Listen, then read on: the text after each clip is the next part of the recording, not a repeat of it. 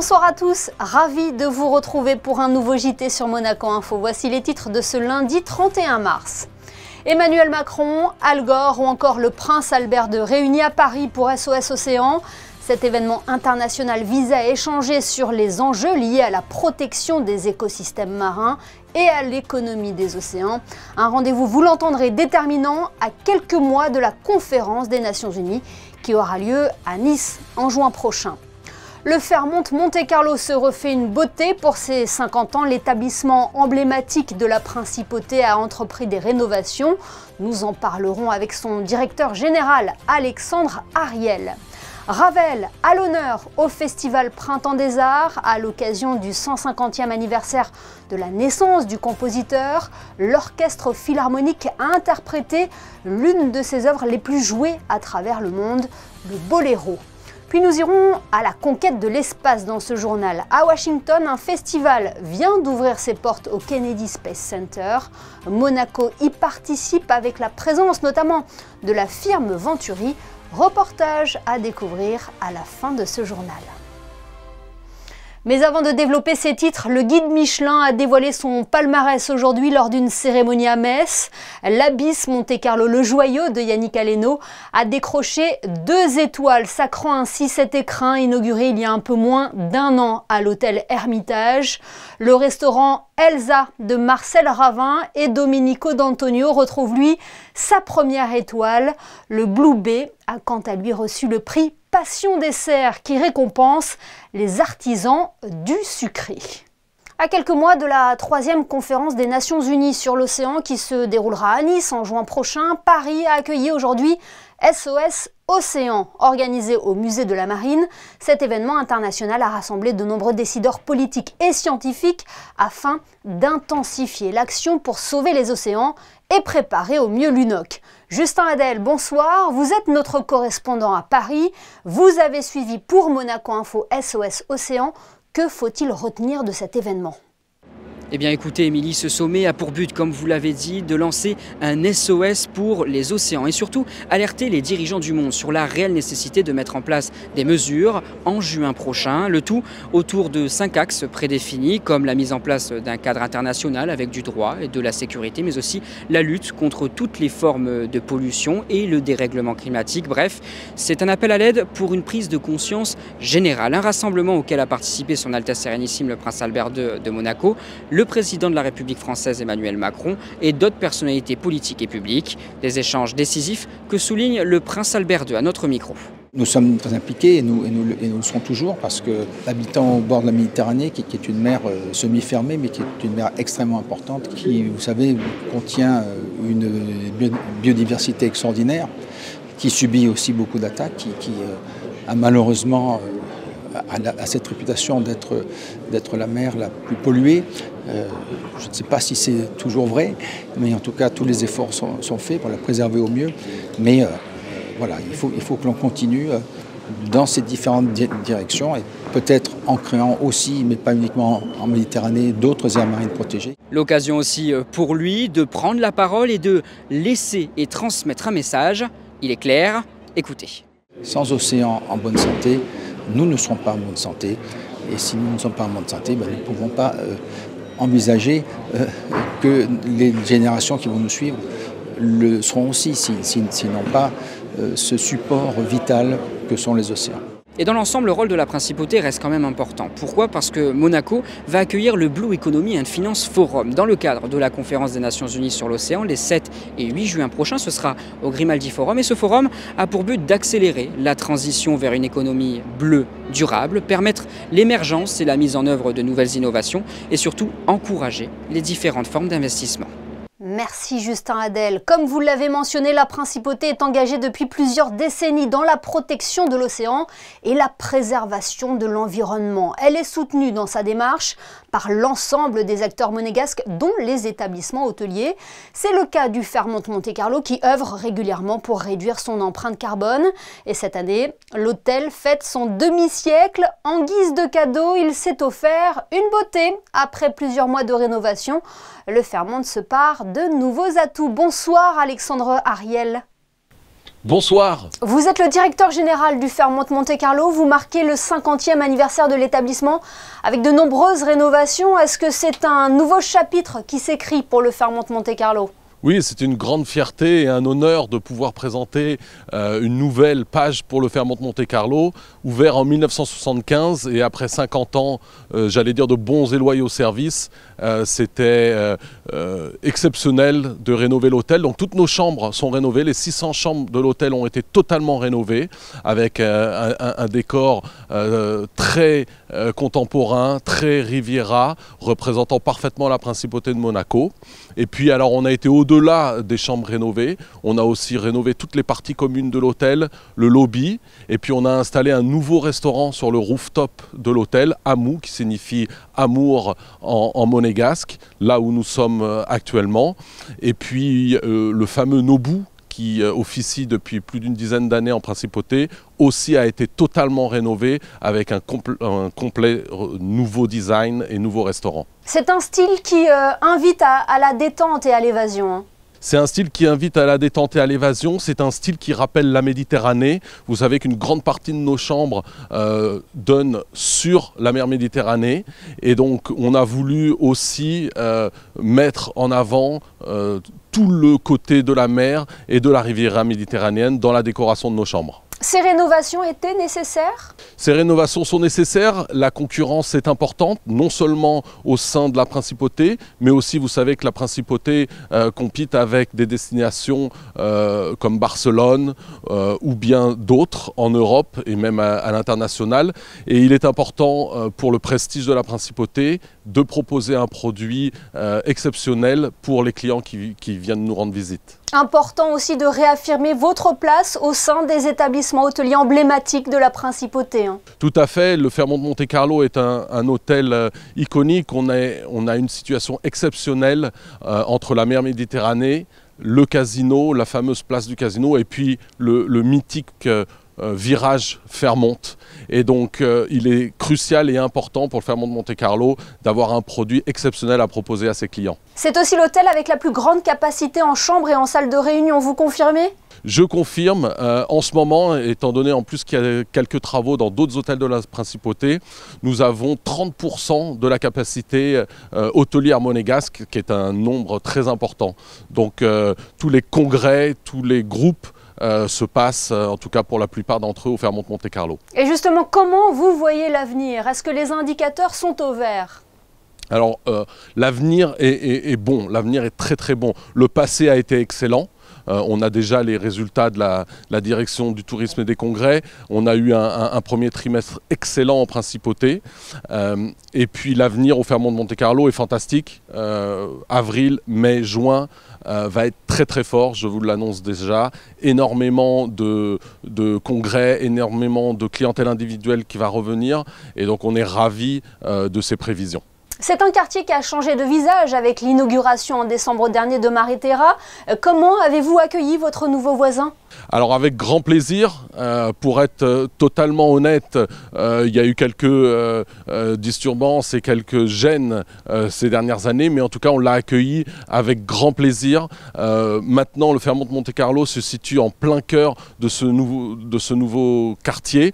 L'hôtel est coincé entre Mare Terra et la place du casino, et donc c'est une chance fabuleuse pour le Fairmont Monte-Carlo d'accueillir tous ces nouveaux voisins qui sont des clients potentiels pour le futur. Et de quoi fêter son 50e anniversaire sereinement. Et de quoi fêter son anniversaire sereinement. 1975-2025, quelle belle année, et qu'est-ce qu'on est jeune à 50 ans. Merci beaucoup Alexandre Ariel d'avoir été notre invité ce soir pour évoquer ce renouveau du Fairmont Monte-Carlo. Je vous remercie, je vous souhaite une excellente soirée et je vous attends avec grand plaisir au Fairmont Monte-Carlo. En basket, la Rocca Team s'est largement imposée au Portel 91-67, une rencontre marquée par le retour de Vito Brown sur les parquets 2 mois après son dernier match, ce qui aura permis à Spanoulis de faire souffler Mike James et Daniel Theis avant la réception du Panathinaikos, champion d'Europe en titre, jeudi en Euroleague. Cette rencontre pourrait déjà déterminer le nom de l'équipe qui termina 3e au classement de la saison régulière. Un choc qui pourrait donc être déterminant pour les Rouges et Blancs. En patinage artistique, saluons la belle performance d'Alina Grigorieva qui est devenue championne de France Benjamin ce week-end à Toulouse. Âgée de 10 ans, elle porte depuis peu les couleurs du Skating Club of Monaco.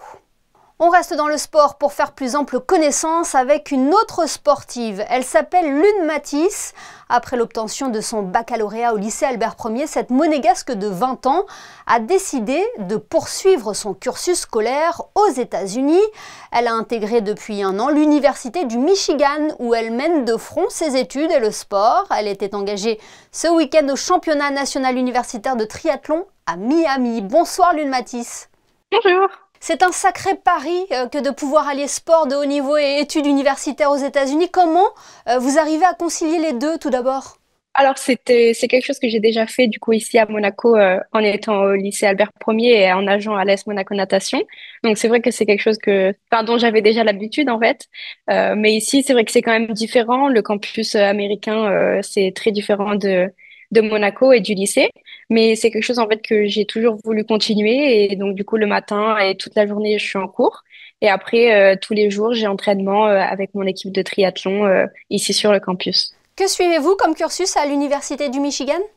Du coup ici moi je suis en biologie moléculaire et cellulaire donc c'est tout ce qui est biologie en fait du corps humain et ensuite j'ai plusieurs autres cours qui sont demandés par l'université donc je fais aussi de la sociologie, de la psychologie ou alors de la chimie et de la physique. Et vous venez de le dire, vos journées sont partagées entre études le matin et entraînement l'après-midi. C'est un vaste programme, hein? Oui, tout à fait. Donc le matin, c'est vrai que j'ai cours à peu près la plupart du temps jusqu'à 2 heures ou 4 heures. Et ensuite, le lundi, on court avec mon équipe. Ensuite, le mardi et le jeudi, on a natation pendant 2 heures. Donc, c'est un entraînement de 2 heures qui est assez complet. Et ensuite, le mercredi, on a la possibilité de faire du vélo, soit en extérieur lorsque le temps le permet, et sinon en intérieur en hiver, parce que bon, ici, il neige, donc c'est compliqué de s'entraîner à l'extérieur quand il fait -10. Et ce week-end, vous avez représenté votre université et aussi un petit peu la principauté parce que vous avez participé au championnat national universitaire de triathlon à Miami, c'est ça? Oui, tout à fait. Donc c'est vrai que ce week-end, on était toute mon équipe était à Miami pour participer aux championnats nationaux de triathlon. Donc ça s'est fait sur une journée du coup samedi. Et donc c'était franchement une expérience extraordinaire et j'avais vraiment à cœur de représenter aussi bien évidemment Monaco. C'est vrai que le gouvernement et même toutes les années passées à la Monaco Natation me permettent aujourd'hui d'être aussi à l'université aux États-Unis et donc c'est vrai que j'ai porté mon bonnet de Monaco sous mon bonnet qui nous avait demandé de porter pendant l'épreuve de natation. Comment ça s'est passé pour vous, Lune? Alors franchement, c'était super intéressant. C'était vraiment une première découverte. C'était mon premier vrai triathlon olympique en extérieur. Donc c'est vrai que j'avais vraiment envie juste de découvrir ce qui était une vraie compétition avec des athlètes qui sont vraiment aussi, qui s'entraînent énormément, des athlètes de haut niveau qui ont participé à des compétitions internationales. Donc c'était vraiment une expérience incroyable. Tout le monde pendant les courses, la course ou le vélo, des gens d'une autre université t'encouragent alors qu'en fait personne, enfin je les connaissais pas. Donc c'est vrai que c'est vraiment une expérience incroyable. En plus sur la piste de course de voiture, donc c'était vraiment une expérience incroyable et j'ai adoré. Vous vous êtes déjà fixé des objectifs, des échéances à accomplir d'ici là? Déjà, j'aimerais vraiment continuer à m'entraîner encore plus, participer l'année prochaine de nouveau aux championnats nationaux pour mon école. Mais après, c'est vrai que même ici, finir mon bachelor et ensuite pouvoir continuer à faire d'autres. J'envisage probablement de faire un master. Donc c'est vrai que c'est quelque chose qui m'intéresse beaucoup. Donc voilà, c'est tout ce qu'on espère pour vous. En tout cas, merci beaucoup Lune Mathis d'avoir été avec nous depuis les États-Unis pour partager votre expérience à l'université du Michigan où vous conciliez le sport et les études. Merci beaucoup. Merci à vous, c'était super. Musique à présent avec cet hommage rendu à Maurice Ravel lors du festival Printemps des Arts. Le compositeur français dont on célèbre cette année les 150 ans de sa naissance aura marqué l'histoire de la musique classique avec des compositions influencées par des sonorités espagnoles, jazz ou encore baroque. Le boléro demeure l'une de ses œuvres les plus jouées à travers le monde et c'est cette création que les mélomanes ont pu entendre dimanche soir à l'Auditorium René 3. Le reportage de José Sacré et Hugo Comaza. Monaco célèbre comme nulle part ailleurs le 150e anniversaire de la naissance de Maurice Ravel. Plusieurs concerts ont déjà été donnés, l'heure espagnole et l'enfant et les sortilèges ont été présentés à l'opéra et dimanche 30 mars, à l'Auditorium René 3, 5 chefs-d'œuvre de Ravel ont été interprétés par l'Orchestre Philharmonique de Monte-Carlo sous la direction de Kazuki Yamada. Most intelligent and the most fashionable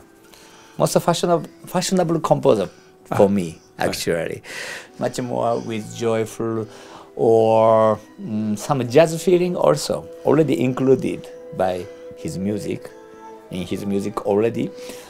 And then, yeah, it's very exciting music. We can say Ravel is a most great magician of the music, of the orchestration. Fantastic.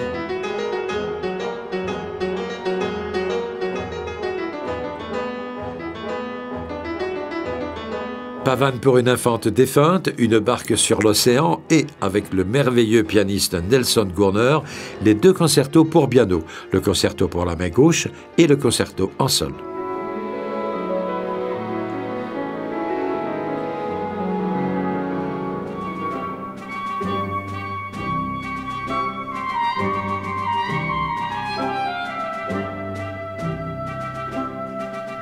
Dernière pièce au programme, le célébrissime boléro de Maurice Ravel. Composé en moins de 3 mois, cette pièce répond à un défi technique. C'est une œuvre qui, comme le rappelle Lucie Caillas dans le programme du Printemps des Arts, est construite à partir d'ostinato de caisse claire, répété 169 fois, de 18 entrées mélodiques de 2 thèmes différents espagnols, d'une modulation inattendue et d'un formidable crescendo orchestral.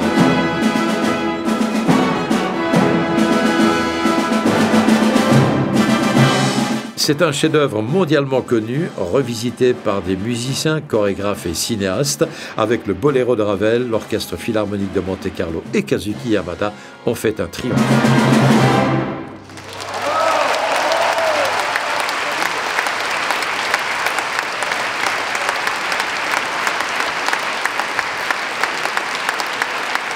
Culture toujours avec la prochaine projection proposée par l'Institut audiovisuel de Monaco dans le cadre de sa saison Tout l'art du cinéma. C'est le film de Hala El Koussi, East of Noon, qui sera mis à l'honneur mardi soir au Théâtre des Variétés en présence de la réalisatrice qui dévoilera en première partie son travail de cinéaste et de plasticienne. Fabien Bonilla et Vincent Vatrican évoquent ensemble cette projection organisée en partenariat avec le nouveau Musée national de Monaco. Vincent Vatrican, bonsoir. Bonsoir Fabien. Nous allons parler d'une projection en partenariat avec le nouveau Musée national de Monaco, East of Noon. C'est un film qui me paraît assez étrange. Est-ce que je me trompe quand je dis ça? Oui, c'est une étrangeté revendiquée et qui est peut-être ce qui nous a conduit à le programmer. Je rappelle que ce label, développé avec le nouveau Musée national de Monaco, a pour objet de montrer des films d'artistes. Donc ce ne sont pas nécessairement des cinéastes natifs, mais des artistes qui ont plusieurs cordes à leur arc, manient plusieurs disciplines, et se frottent au cinéma. Alors des fois quand on parle de films d'artistes, c'est des fois difficile à résumer l'histoire. Là, on peut résumer l'histoire de ce film? Oui, en quelques mots, on est dans un pays imaginaire, mais qu'on devine être quand même l'Égypte, puisque c'est le pays de naissance de la cinéaste, puisque c'est une cinéaste, Hala El Koussi, oui. Mais une Égypte qui ne dit pas son nom, qui est un peu fantasmée, réduite à un lopin de terre qui est sous le joug d'une sorte de tyran qui fait de dictateur qui fait la pluie et le beau temps, qui organise lui-même le commerce, qui en tire évidemment profit. Donc évidemment, on pense à un certain nombre de régimes qui peuvent être visés. Et dans ce régime autoritaire, vivent toute une population qui essaye de survivre, à l'intérieur de laquelle un personnage... Un jeune révolutionnaire. Un jeune homme, oui, qui a des idées un peu révolutionnaires, qui est surtout artiste musicien, essaye de s'en sortir. Et c'est cette trajectoire-là à laquelle la cinéaste s'intéresse. Et justement, la réalisatrice, Hala El Koussi, c'est une artiste ou c'est une réalisatrice ? Je pense que c'est les deux, ouais. Et le public aura la chance de la découvrir puisqu'elle sera présente à la projection, doublement j'allais dire, puisque dans une première partie elle va se présenter au public, présenter son travail, ce que nous ne faisions pas nécessairement les fois précédentes. Donc voilà, nouveau visage, nouveau nom. C'est bien qu'elle se présente, qu'elle montre un peu son travail à travers quelques images, quelques créations. Et puis derrière, elle montrera son film et on pourra échanger avec le public sur cet objet, comme vous disiez, un peu étrange, mais c'est une très belle étrangeté. Il faut aller voir le film, ouais. Absolument. Allons-y. Allons voir donc East of Noon. Merci Vincent. Merci Fabien.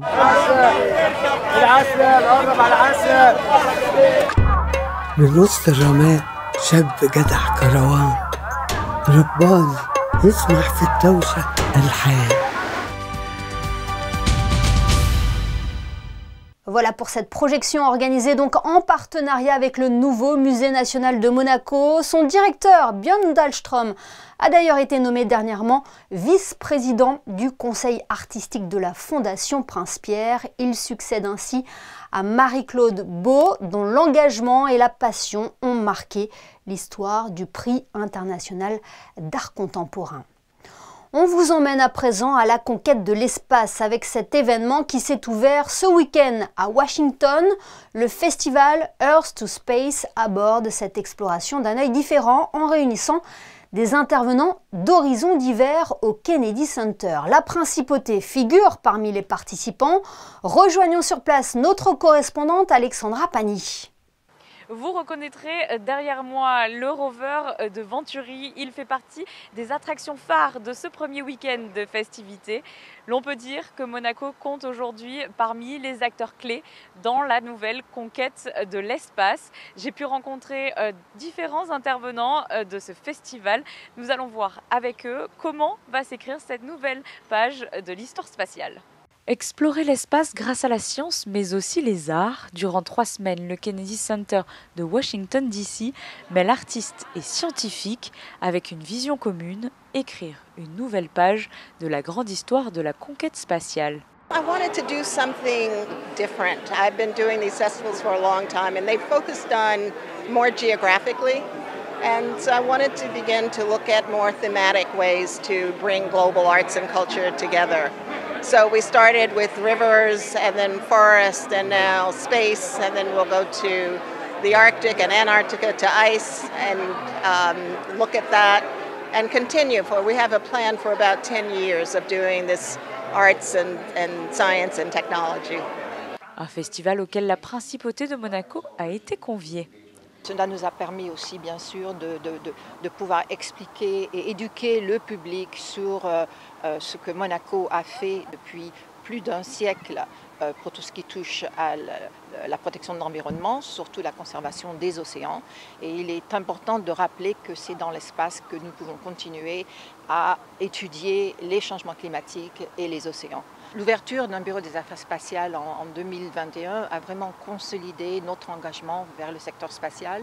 Et de plus, dernièrement, ce bureau est un membre fondateur de l'alliance qui s'appelle Space for the Oceans, où justement le data récolté pendant l'espace sera utilisé pour la sauvegarde de nos océans. Monaco, à présent, compte parmi les acteurs du domaine spatial, avec notamment la société monégasque Venturi, actuellement en lice pour l'obtention d'un précieux contrat avec la NASA, grâce à leur désormais célèbre rover Flex. Tant Astrolabe aux États-Unis que nous, en Europe, on a su bâtir, je crois, le meilleur prototype qu'il y ait. Et c'est notre fierté vis-à-vis du prince Albert d'avoir fait ça, puisque lui-même, lorsqu'il est venu visiter les ateliers il y a 5 ans, il n'y croyait pas. Il disait mais c'est incroyable, c'est pas possible. Et ouais, on est là à côté de SpaceX, on va faire quelque chose. C'est avec leur société sœur américaine, Astrolabe, que ce projet s'est concrétisé. Un projet qui s'accélère depuis quelques mois et une importante étape sera franchie d'ici la fin de l'année 2025, début 2026. Astrolabe has its first mission to the moon by the end of this year. We're landing at the lunar South Pole with a rover that weighs about 500 kilograms, and it's the size of a small dining table. And we call this rover FLIP. The moon is much closer than Mars. It's only about 3 days away, whereas a journey to Mars takes around 6 to 8 months. The lunar environment, however, is much more challenging for systems to survive. So the moon, unlike Mars, doesn't have an atmosphere. It's a hard vacuum. It has radiation. It has cryogenic temperatures, so colder than liquid nitrogen. Developing technologies such as Venturi's revolutionary tire that are capable of dealing with this environment is really important. Vous l'aurez compris, dans le viseur, ce n'est pas seulement la Lune, mais aussi Mars. We didn't have spacesuits. We didn't know how to do interplanetary navigation. We didn't have rockets that were actually reliable. We'd never done a spacewalk. And we figured it out, and we figured it out in under a decade. And so I maintain if we want to go to Mars, we can go to Mars. We just have to decide to go to Mars. Les missions spatiales se multiplient ces dernières années. Avec l'ouverture de la NASA au secteur privé, de nouvelles perspectives se dessinent. Jusqu'à maintenant, jusqu'à les dernières 60 ans, on a toujours avec les États qui étaient les joueurs dans l'espace. Maintenant, ça commence à être de plus en plus privatisé. Et ça permet au gouvernement de regarder plus ailleurs. Et donc, au lieu d'avoir une station spatiale internationale qui orbite la Terre, les gouvernements ont décidé on va laisser ça aux entreprises privées et nous faisons un retour à la Lune. À cette fois, ce n'est pas, comme on dit, les flags and footprints, mais plutôt établir une présence plus permanente. Et pour ça, on a besoin de plus de technologies un peu solides qui peuvent résister non pas quelques jours, mais quelques mois, quelques années en fait. Donc on imagine dans le futur d'avoir un sort de station spatiale, mais pas orbitale, sinon sur la surface. Mais si le domaine public, aussi bien que le secteur privé, investissent de nouveau autant dans la conquête spatiale, c'est qu'il existe de nombreux bénéfices. Well, first off, there's a lot of resources on the moon that will be beneficial to us. One of the reasons we're going to the south pole of the moon is because there's water ice in the shade in these big craters, okay? And water is oxygen and hydrogen. It's air to breathe and it's fuel for systems. So, you know, we want to be able to use the resources there because it's really expensive to send supplies, you know, to the moon and Mars. Like in going to Mars, Mars has a methane atmosphere, and we're looking to mine the methane to power rockets to get home from Mars. And so what we're talking about is developing the systems and the infrastructure, very reliable environmental control systems to provide oxygen, scrub the CO2, maintain the pressure and temperature and humidity and everything else, provide water to drink. For the astronauts, we need that for both the moon and Mars.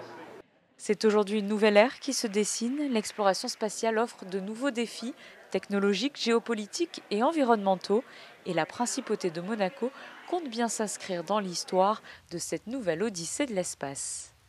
Une date à présent à noter dans vos agendas. Ce samedi 5 avril à 20h30, Écoute Cancer Réconfort vous propose de redécouvrir la mythique pièce de Francis Weber, Le Dîner de cons, au Théâtre des Variétés.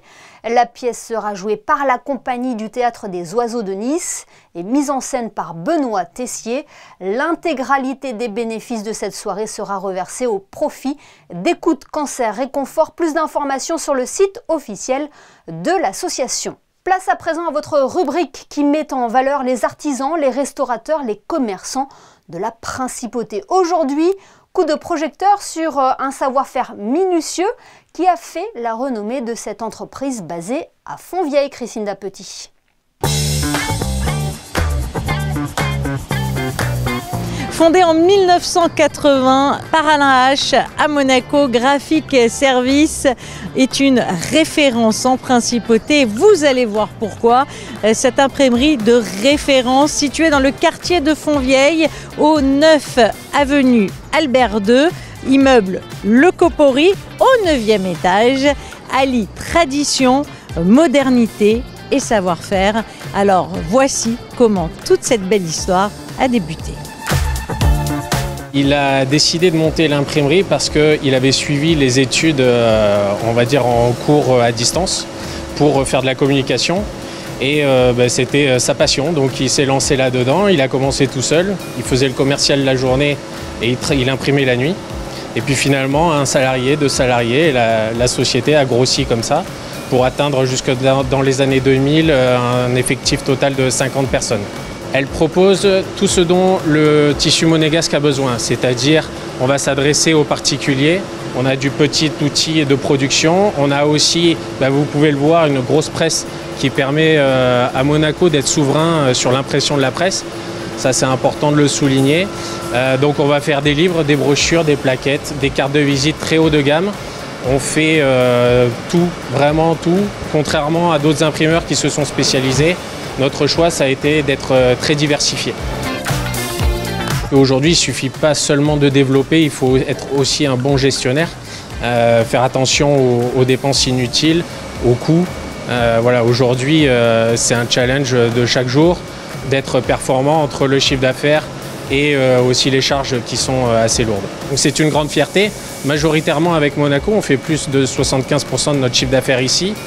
Les sociétés françaises qui font appel à nous, on va dire, valorisent notre sérieux, la réactivité, le respect des délais, la qualité, toutes ces choses qui font qu'à Monaco, on a aussi la préférence des sociétés monégasques qui peuvent venir en machine vérifier un bon à tirer ou qui peuvent venir avec nos graphistes faire les dernières retouches avant qu'on puisse imprimer leur magazine. En 2007, on a été les premiers imprimeurs labellisés Imprime Vert, effectivement. Après, chaque année, on fait des investissements qui nous permettent d'être plus performants de ce côté-là, de consommer moins d'énergie, moins de papier. C'est très important pour nous aussi de montrer qu'on va dans le sens du souverain, parce que c'est aussi notre volonté. Vous l'aurez donc compris, Graphic Service Monaco propose une large gamme de services d'impression et offre des finitions haut de gamme. L'entreprise vise toujours l'excellence et a d'ailleurs reçu plusieurs labels et certifications pour sa qualité, dont le label Imprime Vert.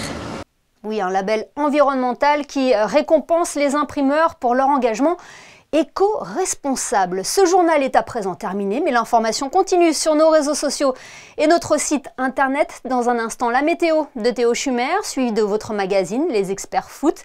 Christophe Paco et Laurent Banide évoqueront bien évidemment le succès des Monégasques dans le derby de la Côte d'Azur. Les photos de fin de JT ce soir sont signées Manuel Vitali et reviennent sur le concert Ravel donné à l'occasion du Festival Printemps des Arts. Passez une excellente soirée et à demain, 19h. pour une nouvelle édition sur Monaco Info.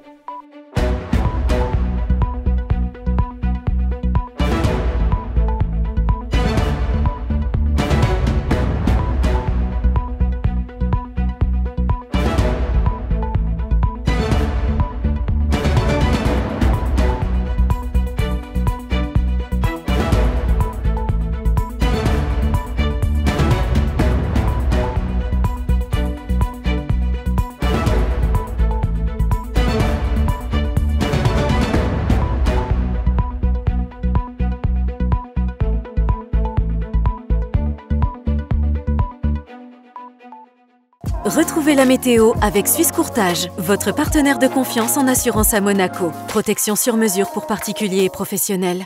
Bonsoir à tous, c'est un temps un peu plus timide qui vous attend demain, mais rassurez-vous, les températures resteront clémentes. Alors pour le matin, le soleil sera de la partie, seulement quelques passages nuageux seront à prévoir. En revanche, l'après-midi, le ciel deviendra très nuageux, avec également un petit coup de vent à noter, voire quelques rafales. Du côté des températures, on restera dans des moyennes de saison, avec 11 degrés en matinée et jusqu'à 17 degrés l'après-midi. Allez, demain, vous penserez à souhaiter une bonne fête à nos amis les Hugues, en plus du traditionnel poisson d'avril, cela va de soi. Belle soirée avec nous. C'était la météo avec Suisse Courtage, votre partenaire de confiance en assurance à Monaco. Protection sur mesure pour particuliers et professionnels.